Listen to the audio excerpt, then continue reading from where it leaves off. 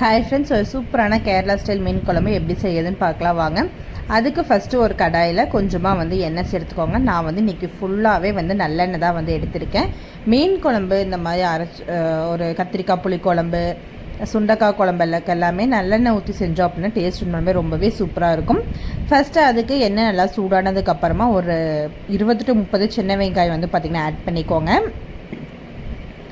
சின்ன வெங்காயம் நல்லா வணங்கட்டும். ஒரு லைட்டாக கலர் மாறுறப்ப அது கூடவே பார்த்திங்கன்னா ஒரு 10 பல் பூண்டு, கொஞ்சமாக இஞ்சி, ஒரு 2 பச்சை மிளகாய் ஆட் பண்ணிக்கோங்க. காரத்துக்கு ஏற்ற மாதிரி பச்சை மிளகாய் ஆட் பண்ணிக்கோங்க. இது கூட நம்ம பொடி ஐட்டம்ஸ் எல்லாமே ஆட் பண்ணுவோம்.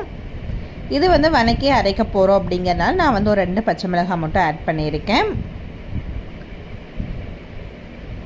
நான் குட்டீஸ்க்கு மெயினாக கொடுக்கணும் அப்படிங்கிறனா காரம் இன்னும் கொஞ்சமே கம்மியாக தான் போட்டிருக்கேன். அதுக்கப்புறம் தக்காளி பார்த்திங்கன்னா பெரிய தக்காளி அப்படின்னா 1 எடுத்துக்கோங்க. சின்ன தக்காளி அப்படின்னா ஒரு 2 தக்காளியை இந்த மாதிரி கட் பண்ணி சேர்த்துக்கோங்க.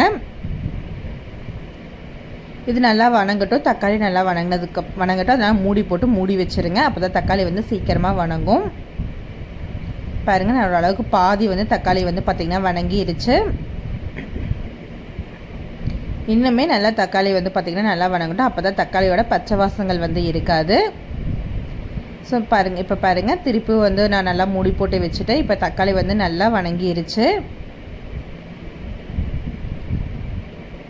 இது கூட இப்போ நம்ம பொடி ஐட்டம் எல்லாம் ஆட் பண்ணிக்கலாம். என்னென்ன பொடி ஆட் பண்ணுறதுன்னு சொல்கிறேன். செக் பண்ணி நல்லா கரெக்டாக பார்த்து போட்டுக்கோங்க. அப்போ தான் டேஸ்ட் கரெக்டாக இருக்கும். தக்காளி இந்த மாதிரி மசிச்சு விட்டுக்கோங்க. அப்போ தான் நல்லா வணங்கி வரும். இப்போ ஃபஸ்ட்டு இது கூட 1 டேபிள் ஸ்பூன் அளவுக்கு மஞ்சள் தூள் ஆட் பண்ணிக்கோங்க. கூடவே பார்த்திங்கன்னா காஷ்மீரி மிளகாய் தூள் ஒரு 2 டேபிள் ஸ்பூன் அளவுக்கு ஆட் பண்ணியிருக்கேன் கலருக்காக. கூடவே மல்லித்தூள் ஒரு 2 டேபிள் ஸ்பூன் ஆட் பண்ணிக்கோங்க. அவ்வளோதான். இது நல்லா மிக்ஸ் பண்ணி விட்டுருங்க.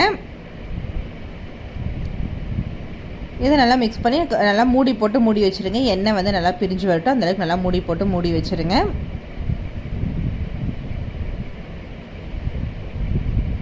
அந்த பொடியோட பச்சை வாசங்கள் எல்லாம் போய் நல்லா வணங்கி வரணும். அதனால் கொஞ்சம் உப்பு ஆட் பண்ணி நல்லா கலக்கி விட்டு மூடி வச்சுருங்க.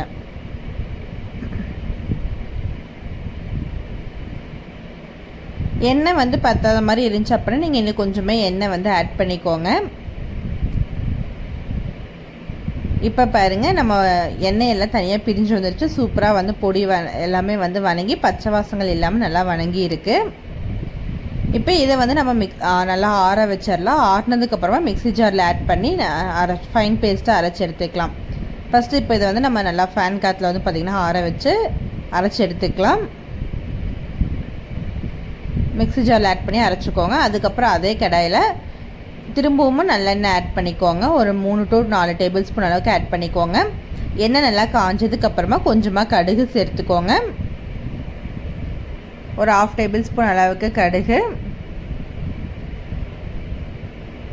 கூடவே பார்த்திங்கன்னா நெக்ஸ்ட் நம்ம வெந்தயம் ஆட் பண்ணிக்கலாம்.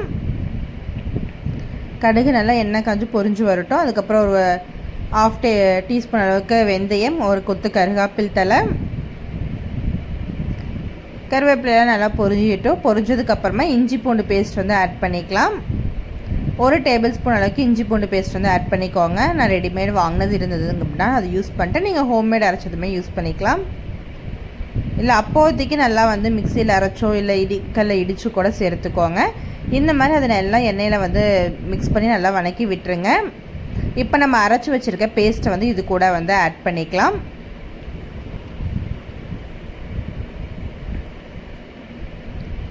இது கூட அரைச்சி வச்ச பேஸ்ட் ஆட் பண்ணி நல்லா மிக்ஸ் பண்ணி விட்டுருங்க. கூட கொஞ்சம் தண்ணியுமே ஆட் பண்ணிக்கோங்க.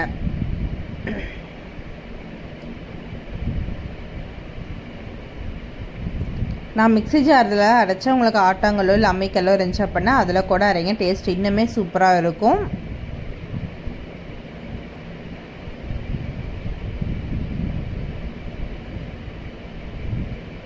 இந்த மாதிரி நல்லா மிக்ஸ் பண்ணி விட்டுருங்க. அப்போ தான் இந்த பொடியெல்லாம் இது அரைச்சது நல்லா பச்சை வாசம் போகிற அளவுக்கு நல்லா வணங்கி எண்ணெய் நல்லா பிரிஞ்சு வரும். அந்த அளவுக்கு நல்லா மிக்ஸ் பண்ணி விட்டு மூடி போட்டு நம்ம மூடி வச்சிடலாம். உங்களுக்கு இது கொஞ்சம் தண்ணி ஊற்றி கூட நம்ம மூடி போட்டு வச்சிடலாம். பாருங்கள், நான் மூடி போட்டு வச்சுட்டேன். இப்போ எண்ணெய் வந்து லைட்டாக பிரிஞ்சு வந்திருக்கு. இப்போ இந்த கேப் டைமில் வந்து நம்ம வந்து புளி தண்ணி வந்து பார்த்திங்கன்னா ஆட் பண்ணிக்கலாம்.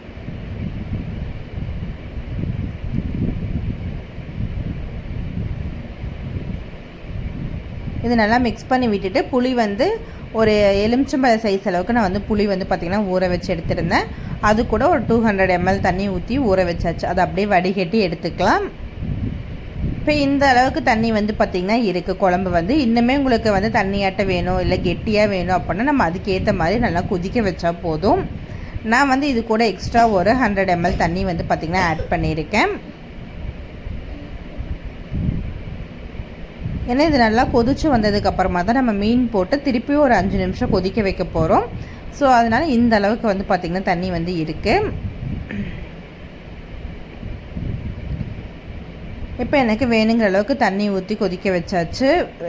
தண்ணி ஊற்றி வச்சுருக்கேன். இப்போ நம்ம வந்து தேவையான அளவுக்கு உப்பு ஏதாவது போடணும் அப்படின்னா போட்டுக்கோங்க. நான் உப்பு வந்து கொஞ்சம் கம்மியாக தான் போட்டிருந்தேன். அப்படிங்கிற திருப்பவுமே நான் வந்து உப்பு ஆட் பண்ணிக்கிறேன். ஆட் பண்ணி இப்போ இதை வந்து நம்ம மூடி போட்டு மூடி வச்சிடலாம். அப்போ தான் நல்லா கொதிச்சு வரும். நல்லா ஹை ஃப்ளேமில் வச்சுக்கோங்க. அப்போ தான் நல்லா கொதிக்கும். கொதிக்கிறப்ப சீக்கிரமாக கெட்டியாயிரும். குழம்போட கலருமே மாறி நல்லா கொதிச்சிட்ருக்கு பாருங்கள். நம்ம வந்து எந்த அளவுக்கு தண்ணி ஊற்றணுங்கிறது நமக்கு அதுலேயே தெரியும். அந்த அச்சு மாதிரி விழுந்திருக்கு பார்த்தீங்களா, அதுலேயே தெரியும். நல்லா சுண்டி இருக்குது. இன்னுமே வந்து உங்களுக்கு கெட்டியாக வேணும் அப்படின்னா இன்னும் கொஞ்சம் நேரம் வந்து நல்லா கொதிக்க விட்டுருங்க. ஒரு 5லேருந்து 10 நிமிஷம் இப்போ வந்து நல்லா கொதிக்கட்டும். மீன் சேர்த்துட்டிங்க அப்படின்னா ஒரு 5 நிமிஷம் கொதிச்சா போதும். இப்போ இது வந்து நல்லா கொதிச்சிட்ருக்கு. நான் இப்போ இது கூட வந்து பார்த்திங்கன்னா மீன் வந்து நான் ஆட் பண்ணிக்கிறேன். நான் எடுத்தது வந்து பார்த்திங்கன்னா பாறை மீனில் சின்ன சின்ன மீன் வந்து முழு மீன் அப்படியே எடுத்திருந்தேன். ஒரு 4 பீஸ் மீன் மட்டும் நான் வந்து குழம்புக்கு வந்து பார்த்திங்கன்னா ஆட் பண்ணிக்கிட்டேன். இது மீன் உள்ளே போட்டுட்டு ஒரு 5 நிமிஷம் லோ ஃப்ளேமில் வச்சு நல்லா கொதிக்க விட்டுருங்க. அப்போ தான் குழம்பும் கெட்டியாயிரும், மீனுமே கரெக்டாக வெந்துடும். இந்த மாதிரி வச்சு மீன் உள்ளே போட்டுட்டு மூடி போட்டு மூடி வச்சுருங்க லோ ஃப்ளேமில் வச்சு. ஒரு 5 நிமிஷம் கழித்து எடுத்து பாருங்கள். சூப்பரான மீன் குழம்பு வந்து பார்த்திங்கன்னா ரெடி ஆயிருச்சு. ரொம்ப கெட்டியாகவும் இல்லாமல் ரொம்ப தண்ணியாகவும் இல்லாமல் குழம்பு வந்து பார்த்திங்கன்னா கரெக்டான பதத்தில் இருக்குது. இந்த மாதிரி மீன் குழம்பு செஞ்சு சாப்பிட்டு பாருங்கள். நம்ம டேஸ்ட் வைஸ் ரொம்பவே சூப்பராக இருக்கும். நீங்கள் பீஸ் மீன் எடுத்தாலோ இல்லை வேறு எந்த மீன் எடுத்தாலும் இந்த மாதிரி செஞ்சு பாருங்கள், சூப்பராக இருக்கும். இதை ஒரு சிலர் வந்து பார்த்திங்கன்னா தேங்காயெல்லாம் அரைச்சி ஊற்றுவாங்க. நான் எதுவுமே அரைச்சி ஊற்றலை. நம்ம இந்த வணக்கினதை அது அப்படியே வெங்காயம் இது மட்டும் அரைச்சி ஊற்றி ரொம்பவே சிம்பிளாக ஈஸியாக செய்யக்கூடிய ஒரு மீன் குழம்பு தான் இது. நீங்களும் ட்ரை பண்ணி பார்த்துட்டு எப்படி இருக்குதுன்னு சொல்லுங்கள். நம்ம சேனலை ஃபர்ஸ்ட் டைம் பார்க்குறீங்க அப்படின்னா மறக்காமல் சப்ஸ்கிரைப் பண்ணிக்கோங்க. இந்த மாதிரி வீடியோஸ் உங்களுக்கு வேணும் அப்படின்னா நம்ம சேனலில் கமெண்ட் பண்ணுங்கள், எந்த மாதிரி வீடியோஸ் வேணும் அப்படின்னு சொல்லிட்டு. சூப்பரான மீன் குழம்பு சுட சுட சாப்பாடோட சாப்பிட்றப்ப டேஸ்ட் வைஸ் ரொம்பவே சூப்பராக இருக்கும். செஞ்சு பார்த்துட்டு எப்படி இருக்குன்னு சொல்லுங்கள். தேங்க்யூ ஃபார் வாட்சிங். Keep supporting. நம்ம சேனலை ஃபர்ஸ்ட் டைம் பார்க்கலாம், சப்ஸ்கிரைப்